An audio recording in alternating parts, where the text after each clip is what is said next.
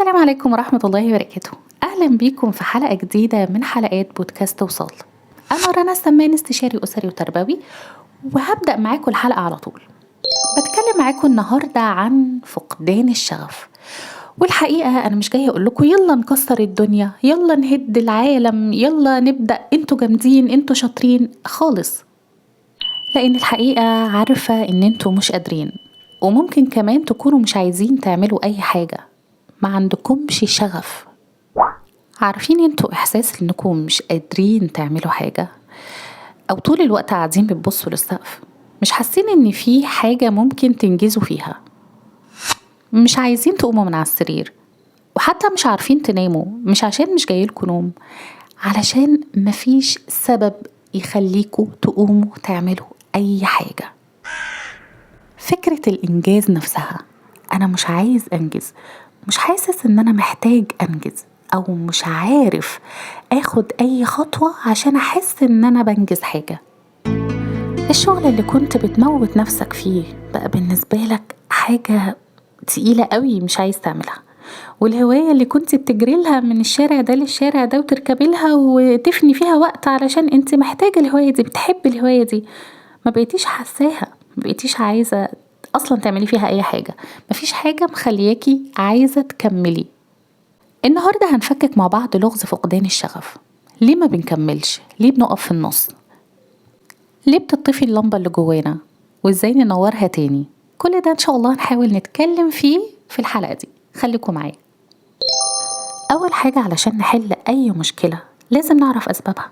فقدان الشغف مش مجرد حاجة طارئة بتحصل لنا، دي ليها اسباب، ولعل اكبر سبب هي كتر المحاولات، ومش المحاولات البناءة، لأ، أنا بقالي فترة عمالة أزق في نفسي، بقالي فترة عمالة أضغط في نفسي، بقالي فترة عمالة أحاول في حاجات يمكن أنا مش شايفة لها نتيجة.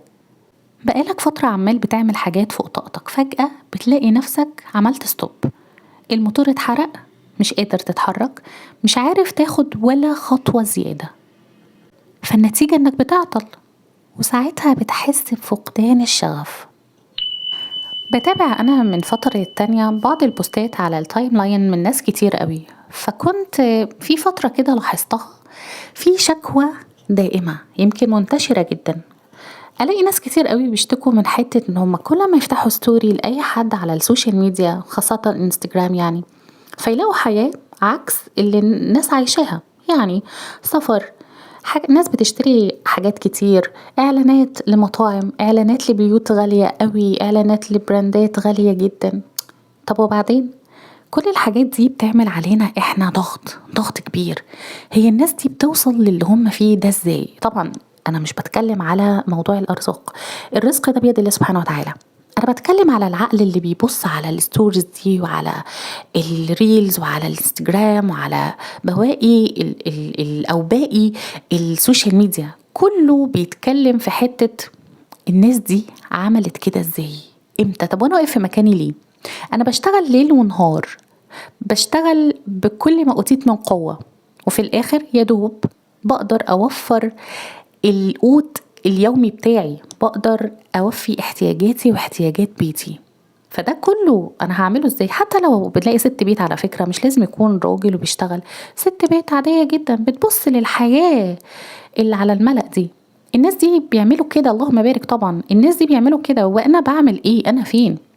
فبتحس فجأة لأ، أنا مهما عملت مش هوصل للمستوى ده، فوفر طاقتي ووفر تعبي وأنا مش عايزة أعمل حاجة أصلا.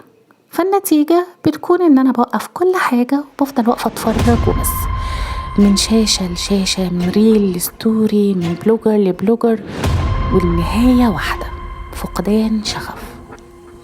تالت سبب من أسباب فقدان الشغف يمكن روتين، وما اقصدش بيه الروتين الايجابي، انا اقصد بيه الروتين السلبي.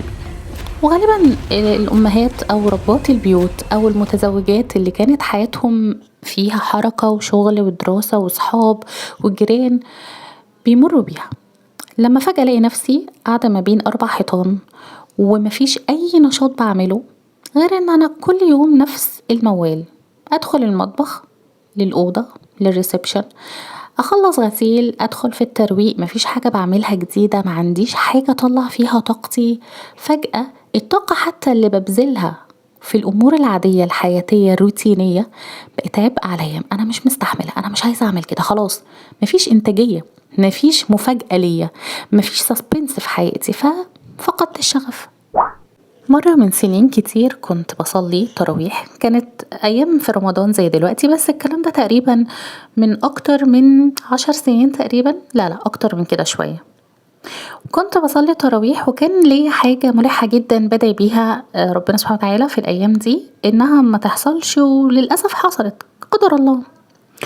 فكنت بعديها بيومين كنت نازلة المسجد عادي وبصلي، لاحظت جدا على نفسي إن أنا وأنا بصلي كم الأدعية اللي كنت بدعيها قلت. لا أنا ما بقيتش أدعي، أنا كنت يدوب ورا الإمام وبس، بصلي ورا الإمام، بسجد وبركع وبس، مش عارفة أدعي. مش عارفة ليه، ساعتها أنا استغربت من نفسي قوي، قلت أنا ليه مش عارفة أدعي؟ يعني الأدعية اللي كنت عمالة مكوماها وبدعي في كل ركعات بالتلات واربع أدعية مختلفين، أنا مش بدعي خالص، أنا بقول الدعاء سجود أو ركوع بس. بس لما روحت البيت وقعدت مع نفسي كده اكتشفت حاجة، يمكن أنا عشان كنت صغيرة ما كنتش عارفة أفسرها. إني لما كنت بدعي لربنا الدعاء المعين ده وما حصلش، فجالي زي إحباط. استغفر الله، طبعا أنا ما أقصدش إن أنا أقول كده وأكيد أنتوا هتبقوا فاهميني وعارفين يعني التاريخ اللي بينا يخليكوا تعرفوني، واللي ما عرفنيش على الساوند كلاود عارفني على باقي التواصل الاجتماعي، يعني أكيد إن أنا مش هكون قصدي أقول حاجة زي دي. بس اللي أنا أقصده إن أنا جالي إحباط، حسيت ان انا لا انا مش قادرة ادعي. مش زعلانة ان ربنا ما استجابش، بس حاسة ان او كنت زعلانة شوية بصراحة مش هكدب عليكم، بس حاسة ان انا عملت مجهود كبير قوي. تعالوا نقيس ده على باقي الحاجات او الجوانب الحياتية. احيانا الاحباطات اللي بتجيلنا من عدم تمام امر ما بيجيب لنا حالة من ان انا خلاص انا فاقد الشغف وما عنديش طاقة ابذلها في حاجة تاني. ففكرة الاحباط نفسها دي عبارة عن فقدان شغف. فتخيلوا بقى احنا يومنا بيمر بكام موقف ممكن نصاب فيه باحباط. احباط في الشغل، احباط من موقف زميل ليا او زميلة، من الاهل، من الاصحاب، من الجيران، احباط من ان شاء الله حتى لو نزلت بوست وما جالكيش عليه لايكات، لو انت حد انترستد قوي بالسوشيال ميديا وما جالكيش عليه لايكات بتحس باحباط. فكرة الاحباط نفسها، فكرة ان انا مفيش نتيجة للسعي بتاعي في اي جانب من جوانب الحياة، ده ممكن يجيب لي احباط، وبناء عليه بفقد الشغف في الجانب ده. او ممكن الشغف ده يكون في حاجة تانية خالص، بيحصل اسقاط على حاجة تانية خالص فبفقد فيها الشغف. طب يا ترى احاول اصلح فقدان الشغف ده ازاي، او ارجع الشغف لنفسي ليه؟ خلوني الاول بس اصلح معاكم السؤال. انا مش عايزه اصلح ده قد ما عايزه اتعامل معاه. ليه؟ لان في حاله فقدان الشغف دي حاله طبيعيه جدا بتصيبنا كلنا بنمر بيها. فمش عايزه احسس نفسي ان ده عيب او دي مشكله كبيره، دي حاله كلنا بنمر بيها زي دور البرد كده. احنا هنعمل بقى فيه ايه؟ هنحاول نتعامل معاه ونحاول نصالح نفسنا بنفسنا.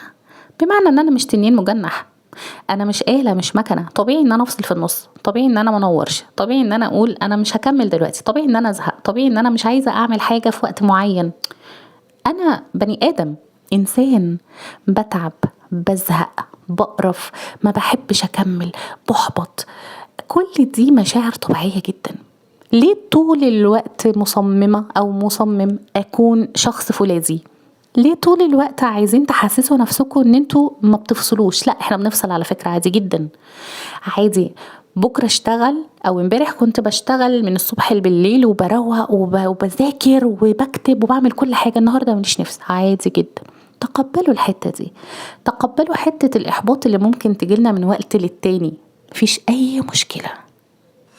رقم 2 في البلان بتاعتنا علشان نقدر نتخطى فكرة فقدان الشغف هي ان احنا ندور على ليه جديدة. بمعنى ان احنا ممكن يكون الهدف بتاعنا بقى قديم، فما بقاش عندنا شغف ان احنا ننفذ الخطة دي، لكن ندور على هدف جديد ونحاول نشحن نفسنا بيه. افتكر من 2 أو 3 كده كان موضوع التقديم للدكتوراه كان واقف شوية على شوية حاجات. كان القسم، كان المشكلة في الجامعة، يعني القسم كان قافل التقديمات، وما كنتش حابة ان انا اقعد كده. فقررت ان انا ادخل اولى اداب علم نفس في جامعة عين شمس، مع اني مش محتاجة ان ادخل سنة اولى، انا معايا ماجستير المفروض بحضر بقى للدكتوراه. فساعتها كنت عندي شغف جامد قوي ان انا ابدأ وادخل، وبالفعل رحت قدمت. بس حصل عندي شوية حاجات في البيت، ما كانش ينفع ان انا ابدأ من الاول خالص، وابني كنت هسيبه ازاي وحوارات، فكنت محبطة شوية. لكن سبحان الله في نفس السنة قدمت في علم اجتماع في جامعة عين شمس، وخلاص الدنيا تمام، وبدأ شغفي يتملي تاني بحاجة بديلة. ففكرة ان انا الشغف اتقطع من هنا فيتوصل بحاجة تانية، سبحان الله. يعني تخيلوا كده، في مثل كده بيقول يقطع من هنا ويوصل من هنا. فحتة ان انا لازم يكون ليا بديل في الشغف بتاعي، ما ينفعش ان انا ابقى مقوقعة شغفي في حاجة واحدة، في مشروع واحد، في بلان واحدة. دور على بلان جديدة دايما، علشان ما تبقاش فارغ، ما تبقاش فاضي من جوه، ما يبقاش عقلك او ما تحسوش ان انتوا مفيش شغف عندكم، مفيش طموح عندكم. فدايما دوروا على خطة بديلة. وصدقوني احيانا احنا بنكون محتاجين لفترة نقاهة، ما بنكونش قادرين نعمل حاجة، مش عايزين لا نبدأ ولا نكمل حاجة جديدة. ساعات بنكون كل اللي احنا محتاجينه ان احنا نقعد زي ما قلتلكوا في اول الحلقة، باصين في السقف بس، مش عايزين يكون علينا لود ولا مسؤوليات ولا واجبات ولا اي حاجة. احنا عايزين نقعد قاعدين سايبين ايدينا ورجلينا كده وبنتفرج. وقت، اهم حاجة ان ده يكون مربوط بوقت، ما يكونش كده unlimited، لازم يكون وقته محدود. لازم يكون احنا عارفين احنا هنقف على رجلينا تاني امتى، وهنبص الاول الطريق تاني امتى، وهنكمل اللي كنا بنعمله امتى، واتشحنا ولا لا. او لما ما اتشحناش لازم ندور على طريقة نشحن بيها نفسنا. ما ينفعش ان احنا كل التعب اللي كنا بنتعبه يقع على الارض، ولو ما كناش تعبنا خالص، يعني اشك في دي، اكيد ما فيش حد ما تعبش، او على الاقل ما فيش حد ما بدأش. كلنا بدأنا حاجات، في مننا اللي كمل وفي مننا اللي ما كملش. فاللي كمل الحمد لله، واللي ما كملش لازم ندور على طريقة نكمل بيها. وعشان اطمنكم لازم تعرفوا ان الشغف ده موجة مش خط مستقيم، يعني ما ينفعش يفضل طول الوقت ثابت. احنا بنطلع وننزل، شغفنا بيعلى وبيقل. فطبيعي جدا ان احنا الشغف عندنا يكون ساعات فوق وساعات تحت. النهاردة عندي شغف، بكرة ما عنديش شغف، بعد بكرة بفكر في شغف جديد. وفي النهاية اوعوا تفتكروا ابدا ان فقدان الشغف دي حاجة وحشة او علامة خطر. بالعكس، انا بحسبها ان هي علامة ايجابية جدا، انها بتقولك ان الشغف اللي جواك ده في نسخة مطورة.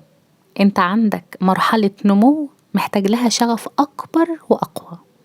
كل اللي عليكم بس انكم تقعدوا تفكروا، ترتاحوا شوية، تبدأوا تقرروا هنبدأ امتى وازاي. لو حسيتوا ان الحلقة لمست معاكم ما تنسوش تعملوا فولو وسبسكرايب، واي سؤال عايزين تسألوه اكتبوا في الكومنتس وانا ان شاء الله هحاول ارد عليه. كانت معاكم رنا السمان، استشاري اسري وتربوي، وده بودكاست وصال. سلام عليكم.